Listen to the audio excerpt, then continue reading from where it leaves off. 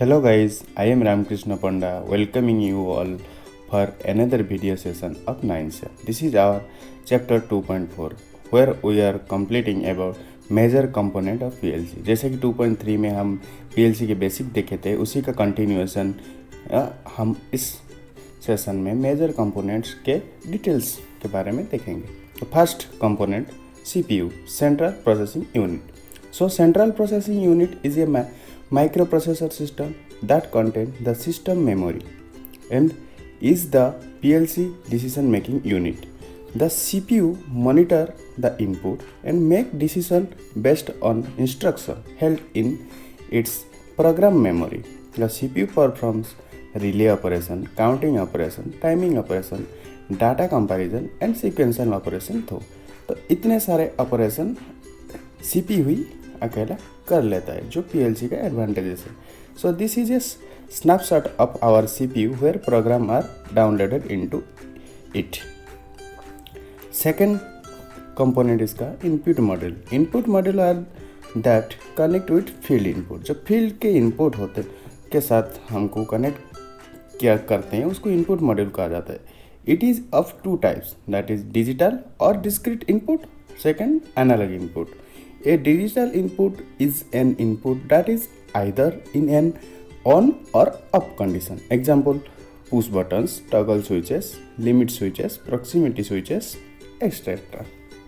An analog input is an input signal that has a continuous signal. Typical analog inputs may vary from 4 to 20 milliampere and 0 to 10 volt signals. More details about analog input and signal will be discussed in next chapter. Then our output module. Output module are that connect with output devices. They also are two types, same digital output, analog output. So as per name, digital output is an output that is either in an on or off condition. Example, solenoid valves, contactor coils, lamps, etc. Analog output is an output signal that has a continuous signal. The output may be simple as a 0 to 10 voltage DC level that drives an analog meter. Example, speedometer of our bicycle or car, weightometer or temperature meter where we are seeing the continuous value. Point to be noted, analog output are not in 0 to or to 4 to 20 milliampere values. Its outputs are in only voltage values. Next, our EEPROM, erasable programmable read-only memory, provides some level of security against unauthorized or unwanted changes in a program. EEPROM are designed so that data stored in them can be read but not easily altered. Changing EEPROM data requires special effort. तो इस जो EEPROM का जो use है उसका एक scenario लेके देखते हैं हम. जो हमारा PLC के अंदर प्रोग्राम है और मेरे प्लांट में एक PLC बहुत दिन से पड़ा हुआ है, यूज़ में आ नहीं रहा है. सो PLC के अंदर जो सुपर कैपेसिटर होते उसके हेल्प में प्रोग्राम मेमोरी में जो प्रोग्राम रहता है वो सेफ रहता है. लेकिन सुपर कैपेसिटर ज़्यादा दिन पड़े रहने से वजह से डिस्चार्ज हो जाता है. सो हमारा प्रोग्राम मेमोरी में जो प्रोग्राम है वो वेनिश हो जाता है. तो ये एक बहुत बड़ा डिसएडवांटेज है.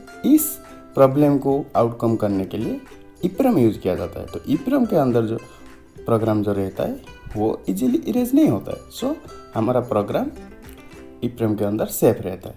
तो EEPROM are of two types.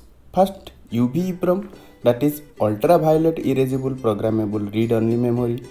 So it can only be erased with ultraviolet light. Second type, EEPROM, that is electrically erasable programmable read-only memory. So EEPROM बहुत बड़ा मेन कंपोनेंट है. सो नेक्स्ट हम देखेंगे advantages of PLC. So PLC का क्या advantages हो जाता है. तो number of connection is less और सिंपली वायरिंग. जैसे कि हमारा CPU अकेला ही रिले और फिजिकल टाइमर काउंटर का काम कर लेता है तो बहुत सारे वायरिंग हमारा कम हो जाता है. तो ऑटोमेटिकली हमारा साइज़ भी कम हो जाता है तो जो पैनल होता है उसका साइज़ कम हो जाता है। तो सेकेंड एडवांटेज है स्मॉल फिजिकल साइज। थर्ड जो है मोर फ्लेक्सिबिलिटी, जैसे कि हमको कुछ चेंज करना है, हम सिर्फ प्रोग्राम में चेंज करके उसको अचीव कर सकते हैं। सो ज़्यादा वायरिंग चेंज करने का ज़रूरत नहीं पड़ता है। जैसे कि तो वायरिंग कम होने की वजह से फोर्थ एडवांटेज जो आ जाता है ease of maintenance and troubleshooting. Troubleshooting के टाइम पे हमारा HMI के ऊपर भी कौन सा पर्टिकुलर इनपुट या कोई मॉड्यूल्स प्रॉब्लम है वो दिख जाता है HMI के ऊपर। तो वायरिंग भी कम होने के वजह से ट्रबल शूटिंग भी ईजी हो जाता है। फिर no need of hard wiring of timer and counter, जैसे कि टाइमर और काउंटर हमारा हार्ड वायरिंग की ज़रूरत नहीं, ये CPU के अंदर प्रोग्रामेबल टाइमर और काउंटर्स रहते हैं। सो ऑटोमेटिक, इसके कारण हाई स्पीड ऑफ ऑपरेशन भी स्पीड हो जाता है। So hope you understand this session. For any doubt contact us on below details. Thank you.